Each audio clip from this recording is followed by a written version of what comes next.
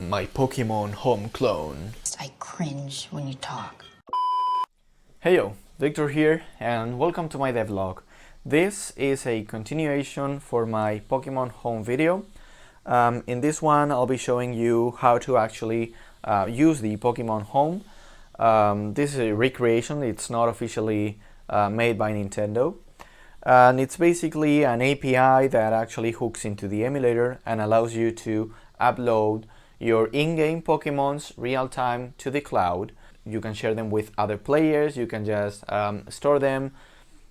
I mean, it's like a Pokémon home clone, basically. So this is part of my game series playlist here in YouTube. If you like this kind of content, please let me know in the comment section. So let's start over with this. I've got 4 computers to actually manage this little demo. The first one is going to be at my parents' house, which is 100 kilometers away. And I've got the Pokemon Bank API plus the database there. And here I only have clients that will be connecting there. I've got three PCs here. So the first one is going to be this one. That one. So that's going to be the first one. This is going to be the second one. And the one I'm recording in is going to be the third one. So let's go to the webcam scene. So here, what do we have?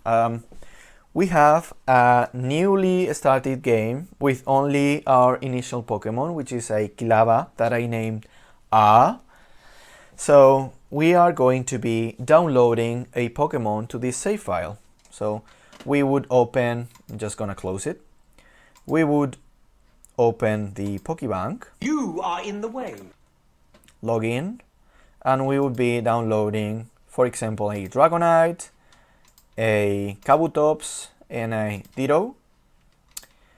And if I go back here, and we go back to the menu, we can see that we have A, which is my Cyndaquil, a Dragonite, a Kabutops, and a Ditto. So if I go to the details, you can see that this Cyndaquil is actually holding a berry.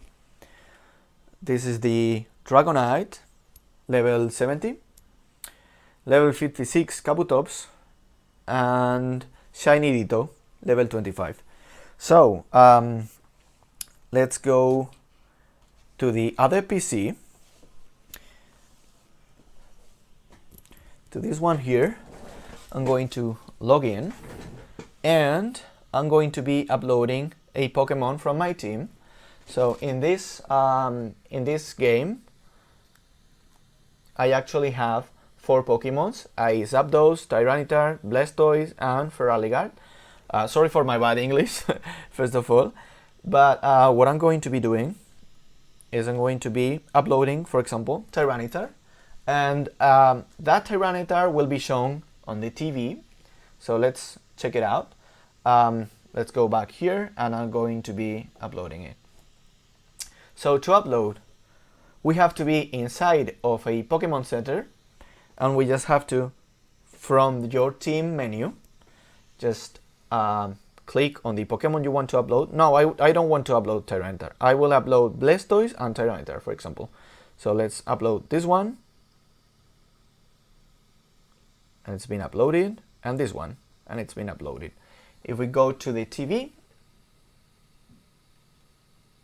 in a few seconds you will be able to see Blastoise and Tyranitar have been uploaded. And what we can do here is we can just download Tyranitar and Blastoise. And inside of this emulator, we will see, Shit happens. why is Blastoise like a question mark? Oh, yeah, I have to check this out because this is actually a bug. But, well, it is what it is. But I've got the Pokemons here. So let's upload them back to the Pokemon Bank. Okay. So I should be having only Kilava and Kabutops. I'm actually going to be uploading Kilava, or Cyndaquil, sorry. But in this case, let's reset this. In this case, instead of actually using this little PC right here, let's switch over to my main rig, and here I've got another emulator, and I'm going to be running Pokemon Home here too. Well, this is my girlfriend's account. I'm going to be downloading one from her account, like a Vaporeon and a Jolteon and a Gengar. Can I? Oh, maybe I'm just at maximum capacity. The cool zone is beyond maximum capacity. Yeah, I've got her Vaporeon, and the OT is actually not corrupted here, so maybe it has something to do with, I don't know. So I've got the Jolteon and the Vaporeon here, and I can just go back and upload them both and just download like a Gengar. So yeah, they are gone, and now I've got a level 55 Gengar. So let's upload this Gengar again, because I don't want to mess with her Pokemons. And let's log in with my account. So let's just go ahead and see. Let's upload. This is my shiny Ditto. I'm going to be uploading this one, for example. Yeah, I'm gonna be uploading this one. And right now, oopsie, sorry. And I'm going to be downloading a Celebi, for example. And this one. So right now, inside of my game, I've got a shiny Celebi, 100% legit, of course not. And then I've got Kuzi here in my game. So if I am to upload these two Pokemons back again, and I want my shiny Mew, and I want my shiny Ditto back, please. Yeah. So I will have my Ditto again here, but if we go to, let's go to the full webcam scene. If we go to the, oopsie, yeah, I've got to disable this. So here, I should have, yeah, Kuzi and the Celebi that I just uploaded. And I can just like get it again to this game. So in this game will be Kuzi. And remember that I have A in the Pokemon, and that's why it's not being shown in this game team. So if I download it, so you can see it's here again. Okay, so yeah, basically let's go back to this. So this is my Pokemon Home clone. It's a private tool by now, but I'm not against actually having it public. It only supports Generation 2 Crystal. I could be adding support for other games. In fact, I've been improving the library to actually support more emulators and more systems. So maybe we could do like a Poke Home for, I think right now I can actually do something viable from generations 1 to 4. Well, maybe 5, since I can support from Game Boy Color to Nintendo DS games. So anything up to that, I can make a Pokemon Home version. There are things to do in this project. I was not sharing the screen.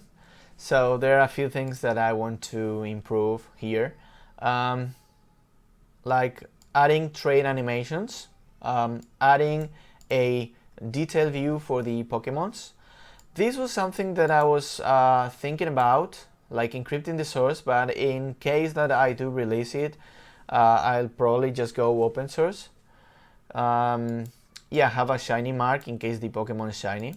Before going into the details, you can actually know if the Pokemon is going to be a shiny one or not. I've got I've got that done. Maybe just remove the window border, but this is not something that I want to do right now. Registering the Pokédex, yeah, this is something I didn't do. I should have a routine that when you download a Pokemon, if you haven't registered that Pokemon in the Pokédex, it should be registered. I mean, I've got things for that, because I've got this program right here, which actually registers if you have seen, caught, or not seen a Pokemon. I also should take this task to transfer to other accounts and to add friends for transferring or for viewing other players' Pokemons. And yeah, there's no register form, so right now I've got to do everything myself for registering a new user. Things that I can show you, this is actually my remote PC where the API is running. This is the SAMP service that has the MySQL service running, and that's basically everything I can show you right now. So hope you liked this video. It's been a fun project. I don't know if I'll continue it or not, because I've got many more things to do and to show you here. So if you like this video, hope you share it with someone who you think could be interested in this kind of content. And other than that, there's not much to say other than you can upload Pokemons, you can download them from other computers, whatever. This is it. This is my Pokemon Home video, and hope you liked it. See you in the next one. Bye.